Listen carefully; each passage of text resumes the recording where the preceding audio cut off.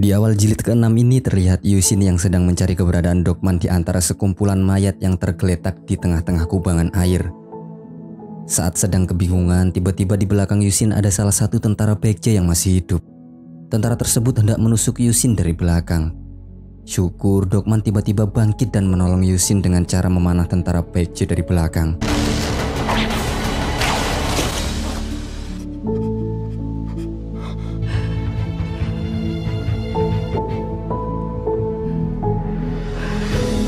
Setelah itu Dokman pingsan kembali. Di tempat lain, Pak Wono sudah hampir di perbatasan Baekje bersama Godo. Namun sayangnya para teman-temannya datang dan bahagia menemui Pak Wono dan Godo yang masih hidup. Pak Wono dengan wajah tengilnya bilang dia tersesat akibat peperangan.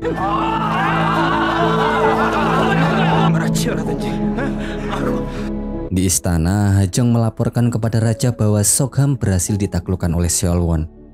Hajong menambahkan bahwa Kim Yusin dan anggota lainnya berkemungkinan tidak akan bisa kembali ke istana lantaran mereka sedang berada di kawasan yang sudah dikuasai sisa tentara Baekje yang ada. Jeonmyeong khawatir dan meminta bala bantuan namun oleh misil dilarang. Menurutnya misi Sila sudah berhasil menaklukkan benteng Sokham. Jadi ngapain harus buang-buang tenaga untuk sesuatu yang tidak jelas tujuannya. Di tempat lain, Kim Yun memberitahukan kepada Hwarang yang lain bahwa posisi mereka sedang terkepung. Oleh karenanya, terpaksa Kim Yun dan yang lainnya harus menerapkan strategi unit umpan. Yang mana sebagian Hwarang akan disuruh menahan tentara Baekje agar pasukan lainnya bisa kembali lagi ke istana. Kim Yun memerintahkan Archeon dan Yusin untuk menjadi unit umpan bersama anggota lainnya. Setelah itu Archeon membunuh satu anggotanya yang sedang terluka. Hal itu dilakukannya karena pasukan yang terluka hanya akan menjadi beban tim. Soyun yang menyaksikan hal tersebut lantas ketakutan. Ia pun menyembunyikan luka yang ada pada tangannya agar tak diketahui Archeon. Saat Archeon hendak mengeksekusi anggota selanjutnya, Dokman protes kepada Yusin kenapa tak meninggalkan mereka saja jika mereka akan menjadi beban. Karena sebuah perintah, Dokman pun terpaksa harus mengikutinya. Setelah itu mereka menghabisi tentara Baekje yang sedang lewat. Salah satu tentara Baekje kemudian melaporkan penyerangan tersebut kepada jenderal mereka. Alhasil jenderal Baekje pun menginstruksikan agar melakukan penyerangan kembali.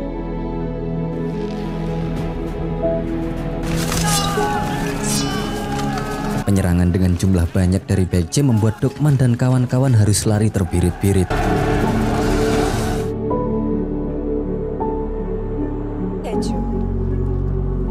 Di istana, Jeonmyeong terus berusaha agar berpartisipasi untuk ikut campur dalam memerintah pasukan, namun hal itu sia-sia. Jeonmyeong lalu meminta pasukan kepada Euljae dan Euljae akan berjanji membantu sekuat tenaga. Jeonmyeong kemudian mencari ibunya. Dayang-dayang bilang bahwa ibunya dan Myeonmyeong sedang pergi menemui Ratu Mano. Oke, sedikit penjelasan. Manmyeong ini kan ibu dari Yusin.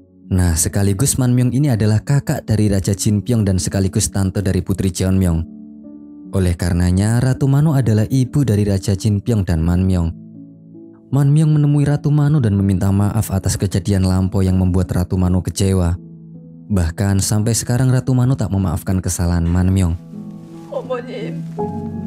Kesalahan apakah itu? Yang jelas melihat kata-kata Ratu sepertinya Manmyeong dan Kim Yun dulu tak direstui sehingga mereka memutuskan untuk tak menemui Ratu Mano sama sekali.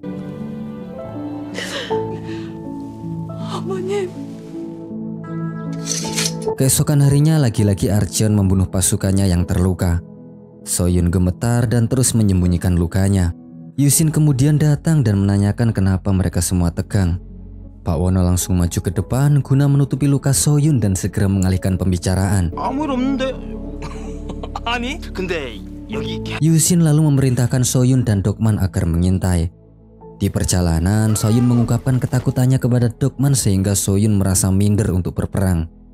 Soyun yang merasa tak berguna lantas menyuruh Dokman meninggalkannya bersama mayat-mayat yang lain. Mendengarnya, Dokman lalu memberikan semangat kepada Soyun agar menghapus rasa pasrahnya. Setelah itu Dokman ditahan kakinya oleh salah satu korban yang berjatuhan.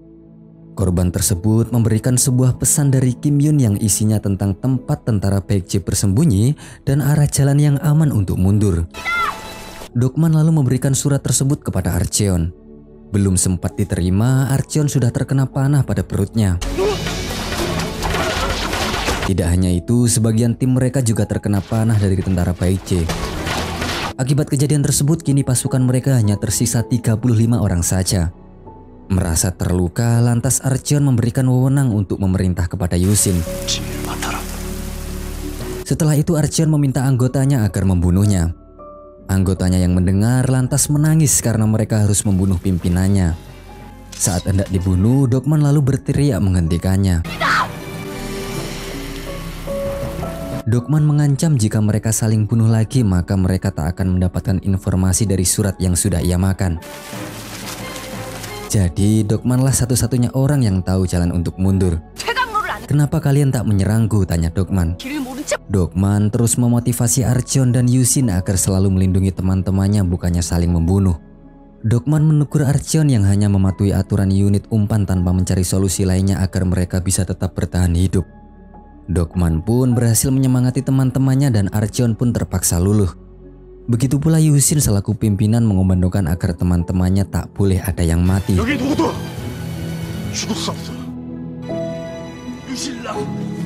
Saat malam, Yusin mengamati Pak Wono yang ahli dalam ramuan herbal tumbuh-tumbuhan. Yusin lalu menemukan tanaman dari Pak Wono yang bisa dimanfaatkan untuk berperang. Alhasil, keesokan harinya Yusin membuat jebakan untuk pasukan Baekje. Saat tentara Baekje lewat, dedaunan yang disiapkan lalu dibakar dan asapnya membuat tentara Baekje tidak bisa melihat.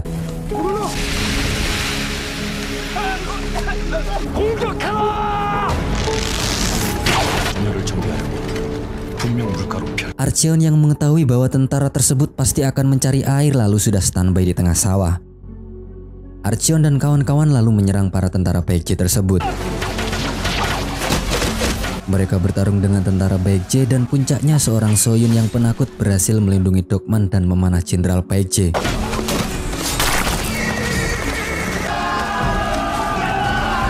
Namun sayang sekali dengan kemenangan mereka Soyun harus sekarat. Berada di pangkuan Dokman, Soyun dengan tertatih-tatih mengucapkan kalimat demi kalimat terakhirnya sebelum akhirnya Soyun harus... 셔라, 우리 집에 가야지. 셔라, 여기 어떻게 좀 해봐요. Ya, Soyun pun akhirnya mati. Di perjalanan Dokman menceritakan kehebatan Soyun yang penakut namun bisa membunuh seorang jenderal. Dokman dan Yusin tak mau kalah berharap akan bertahan dalam perang ini apapun yang terjadi. 시열이 목까지 살 겁니다. Di istana, Misil mengusulkan upacara kematian Kim Yun dan pasukannya karena Misil memperkirakan Kim Yun sudah mati. Putri melarangnya lantaran hal itu masih belum jelas. Kalaupun sudah mati harusnya dibuatkan makam khusus di Hwasadong, kata sang putri. Mendengarnya anggota Misil menolak lantaran Hwasadong adalah kuil tertinggi dan hanya Hwarang yang berjasalah yang boleh dikuburkan di sana. Suami Misil juga bilang meskipun sang putri bersikeras ingin membangun tempat tersebut, kalau Ratu Mano tak bisa mengizinkan kita tak bisa berbuat apa-apa. Tak lama Manmyong dan Ratu Maya datang. Seraya memberikan kabar bahwa Ratu Mano sudah memaafkan Manmyong dan memberikan izin semua atas permintaan Manmyong. Mendengar hal tersebut, Jin Pyong senang atas ibunya yang telah membuka hatinya. Jadi dari sini sudah paham ya guys. Jadi Ratu Mano sengaja mengasingkan diri di kuil lantaran Ratu Mano tidak setuju akan pernikahan putrinya dan Kim Yun. Dan sekarang setelah 20 tahun Ratu Mano pun akhirnya menyetujuinya. Di tempat lain salah satu anak buah Archeon memberitahu bahwa kini tentara Baekje sudah mendekati mereka. Mendengarnya lantas Sugiono pun meminta Yusin agar memberikan wewenang kepadanya. Setelah diberi wewenang, Sugiono malah akan membunuh Dokman karena Dokman adalah satu-satunya orang yang melanggar perintah. Saat hendak akan dibunuh, Archeon lalu menahan Sugiono. Archeon memberikan tausiah kepada Sugiono, namun tetap saja Archeon kalah karena Sugiono sekarang adalah pemimpinnya.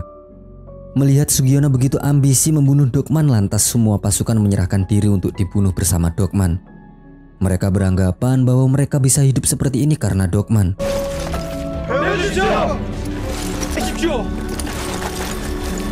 Setelah itu Yusin memohon agar memberikan izin dirinya dan pasukannya untuk menahan tentara Baekje. Yusin beranggapan paling tidak dirinya dan pasukannya bisa menahan tentara Baekje untuk beberapa menit agar Sugiono dan kawan-kawan bisa kembali dengan selamat. Archeon berharap kepada Yusin agar bisa selamat walaupun itu sangat sulit.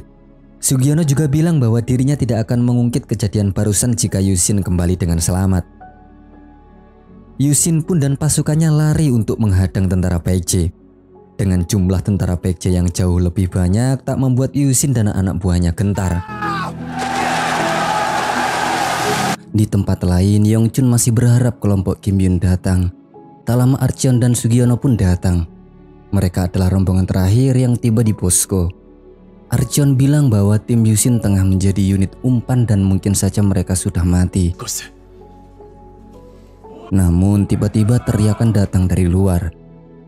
Ya, mereka adalah tim Yusin yang terlihat sangat kelelahan sedang kembali.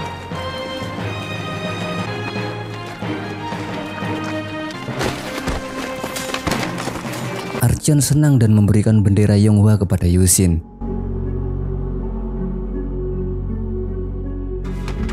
Sang ayah lalu menyambut anaknya dengan gembira.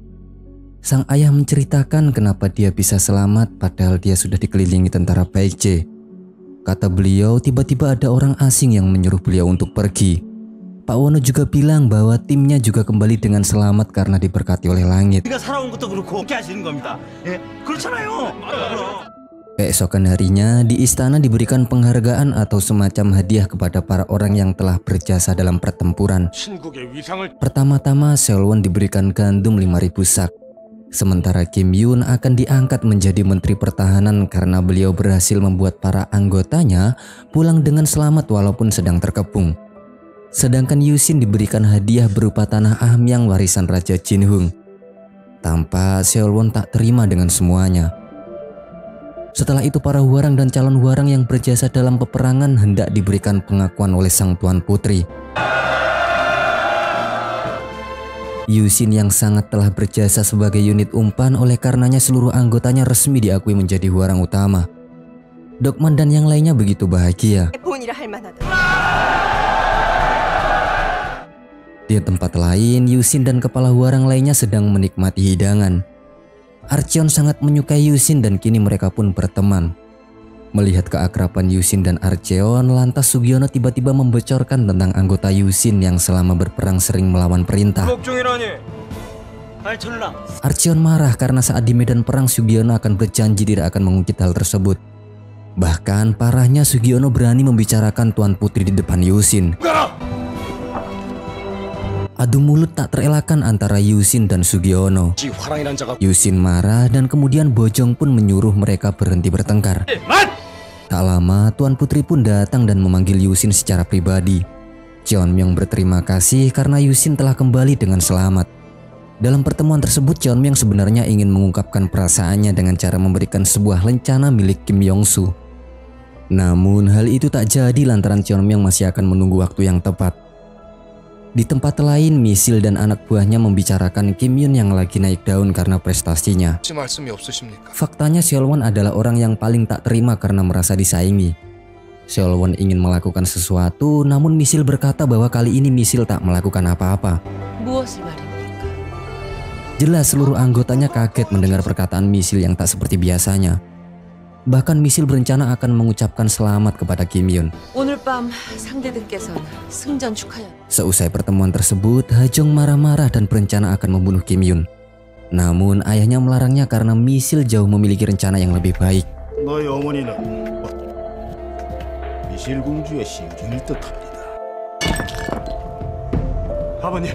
Di tempat lain Seolwon begitu marah dan tak terima.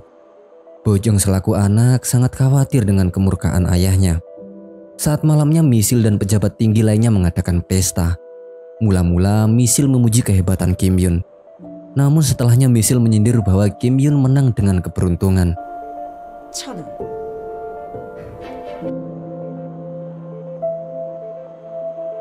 Di sisi lain, Bojong yang khawatir dengan ayahnya lalu menyuruh anak buahnya agar membunuh Kim Yun setelah pesta huarang berakhir. Di saat para huarang berpesta, Dokman menghampiri Yusin yang tengah mabuk berat. Yusin curhat bahwa ayahnya adalah orang penduduk Gaya dan hal itu membuat Sila selalu mencurigai keluarganya. Meskipun begitu, Yusin mengungkapkan bahwa walaupun disalahkan tetap keluarganya mendukung saat Sila berperang. Yusin juga bertanya kepada Dokman, "Apa kau kenal Tuan Putri?" Dokman tentu saja bilang bahwa dia tak pernah melihat wajah Tuan Putri sekalipun. Mendengarnya, Yusin merasa aneh. Bagaimana mungkin Dokman tak kenal, namun sang putri selalu memerintah Yusin agar menjaga Dokman. Bahkan Tuan Putri telah menceritakan pertemuannya dengan Dokman. Dokman merasa makin aneh kala Yusin bilang bahwa Tuan Putri telah berhutang banyak kepada Dokman saat di Benteng Mano. 공주님이 대체 누구길래? 덕분에 나도 Tak lama Yusin pun pingsan akibat mabuk yang dideranya. Pada saat itu tiba-tiba Cheonmyeong dengan baju biarawatinya datang menghampiri Dokman. Dokman dan Cheonmyeong pun pergi dan pada saat kepergian mereka Yusin masih sempat melihat mereka namun dengan pandangan kabur. Di sisi lain pertemuan Kim Yun dan Misil telah selesai. Tak lama Misaeng datang memberitahukan tentang rencana pembunuhan terhadap Kim Yun yang dilakukan oleh Bojong. Misil yang mendengarkannya pun sontak mencari keberadaan Bojong. 어딥니까? Sementara terlihat Seolwon sedang memarahi anaknya lantaran mengambil keputusan yang sangat berbahaya. Bojong kemudian bilang bahwa semua masih belum terlambat. Kini suruhannya itu hendak menuju lokasi pembunuhan. Saat ditanya Seolwon siapa yang diutus, Bojong menjawab dia adalah Hwajung yang juga warga Gaya. Kebetulan dia juga mempunyai dendam kesumat dengan keluarga Kim Yun. Tak lama Misil datang dan menanyakan lokasi rencana pembunuhan yang dilakukan oleh Bojong. 어딥니까? 그 한심한 일을 벌이기로 한 장소가 죽을 뻔했다. Di sisi lain, Cheonmyeong begitu senang mengetahui Dokman pulang dengan selamat. 공주 아니야? Dokman lalu menanyakan Cheonmyeong, "Apakah kau kenal Tuan Putri?" Dokman lanjut menceritakan omongan Yusin barusan kepada Cheonmyeong. Cheonmyeong yang mendengarnya pun hanya menjawab seadanya. Di tempat lain, Hwajung tengah bersiap dengan panahnya yang mengarah kepada Kim Yusin. Seolwon lalu memanah busur panah milik Hwajung sehingga arah panahnya meleset tak mengenai Kim Yun. Hwajung lari dan Seolwon pun berpura-pura melaporkan bahwa ada seseorang yang mencoba membunuhnya. Seolwon lalu berpura-pura mengejar Hwajung. Di sisi lain, selesai bertemu Dokman, Tuan Putri pun dikejutkan dengan teriakan orang yang tengah mengejar pelaku percobaan pembunuhan. Hwajung yang dikejar kebetulan bertemu Dokman. Dia pun mempunyai inisiatif untuk membuat pelakunya menjadi Dokman. Dokman kemudian diseret ke depan para pengejar tersebut sehingga mereka pun mengira Dokman lah yang mencoba membunuh Kim Yun. Di sisi lain, Cheonmyeong kembali ke kamarnya. Ternyata dia sudah ditunggu oleh ayahnya. Sang ayah memarahi Cheonmyeong yang bertindak dengan cara merubah penampilannya dan dengan sengaja bertemu dengan Hwarang.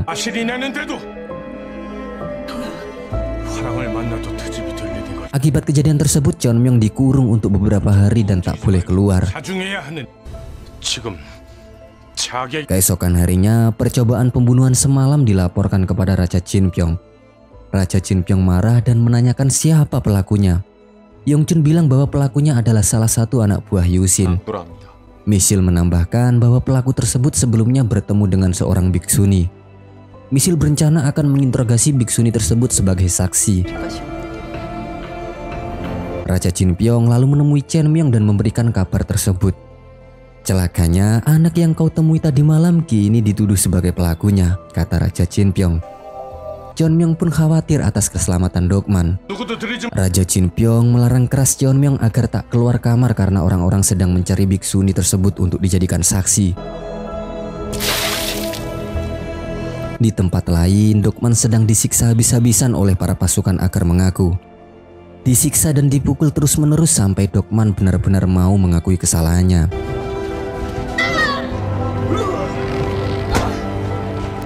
Di tempat lain, Yusin memohon kepada Seolwon agar membebaskan Dokman karena sudah dapat dipastikan bukanlah dia pelakunya. Walaupun begitu, Seolwon tetap ingin bukti. Yusin lalu izin ingin menemui Dokman. Yusin menanyakan kepada Dokman bahwa siapa yang ditemui Dokman pada malam itu. Dokman mengaku bahwa biksuni tersebut adalah temannya ketika di Benteng Mano. Dokman juga bilang bahwa anak tersebut tak ada hubungannya dengan ini. Yusin lalu bertanya di mana kuil asal dari biksuni tersebut, karena hanya itulah satu-satunya cara untuk menolong Dokman. Biksu tersebut dari kuil Siljong dan bernama Jiyung, ucap Dokman. Yusin kembali ke asrama dan tak sengaja mendengar Pak Wono yang bilang ke teman-temannya bahwa dia tahu semuanya. Pak Wono kemudian bersaksi bahwa pada malam itu yang melakukannya adalah Hwa Jung yang sengaja menarik Dokman untuk melindungi dirinya dari kejaran. Mengenai Dokman dan biksuni, Pak Wono melihat mereka tengah berbincang-bincang. Anehnya biksuni tersebut belum memotong rambutnya. Dokman dan biksuni tersebut membicarakan tentang Tuan Putri, kata Pak Wono. Mengetahui hal tersebut, Yusin baru sadar bahwa biksuni tersebut mungkin saja adalah Tuan Putri yang sedang menyamar. Yusin lalu hendak menemui Tuan Putri namun para penjaga melarangnya. Pak Wono menawarkan untuk menjadikan saksi namun hal itu percuma saja. Oleh karenanya Yusin akan merencanakan sesuatu. Rencana Yusin pun bocor hingga ke telinga Bojong. Rencana tersebut adalah Yusin dan teman-temannya yang hendak menemui biksuni tersebut di sebuah kuil. Mendengarnya Bojong menyuruh Hwa Jung agar membunuh biksuni tersebut pada malam harinya. Malamnya saat Godo membawa biksuni tersebut, Hwa Jung tengah bersiap-siap dengan panahnya. Namun sayang sekali perbuatan Hwa Jung diketahui oleh Yusin dan teman-temannya. Ternyata biksuni tersebut adalah Pak Wono yang dijadikan sebagai umpan untuk mengundang Hwa Jung.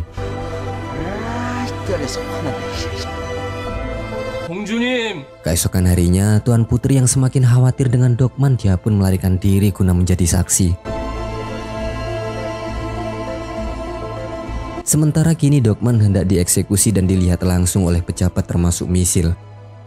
Tak lama Yusin pun datang. Yusin mengungkapkan memang dia tak berhasil membawa biksuni tersebut.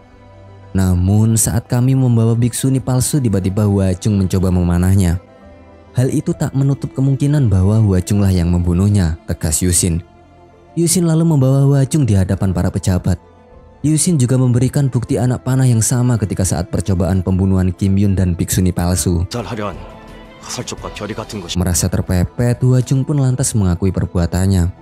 Namun saat ditanya siapa yang menyuruhnya, Hwa Jung dengan santainya bilang bahwa perbuatannya murni karena balas dendam demi keluarganya kepada Kim Yun. Yusin yang marah langsung menusuk Hwa Jung di depan para pejabat.